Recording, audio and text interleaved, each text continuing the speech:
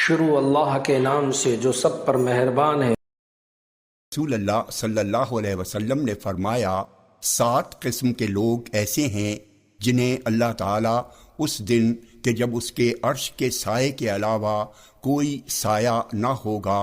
اپنے عرش کے سائے میں جگہ دے گا۔ ان میں سے ایک انصاف کرنے والا حکمراں ہے، دوسرا وہ نوجوان ہے جو اللہ کی عبادت میں پلا بڑھا،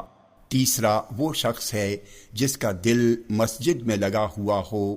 چوتھا وہ 2 آدمی جنہوں نے صرف اللہ کی رضا کے لیے ایک دوسرے کے ساتھ محبت کی، اسی کے واسطے جمع ہوتے ہیں اور اسی کے واسطے الگ ہوتے ہیں، پانچواں وہ آدمی جو تنہائی میں اللہ کا ذکر کرے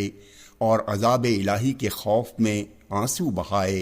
چھٹا وہ آدمی جسے خوبصورت عورت گناہ کی دعوت دے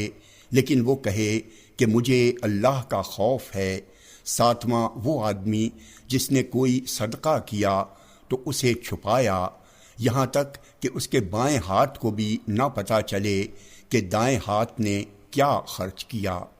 جامع ترمذی حدیث نمبر 2391۔ اللہ تعالی ہمیں ان احادیث مبارکہ پر عمل کرنے اور اپنی زندگیوں کو سنوارنے کی توفیق عطا فرمائے۔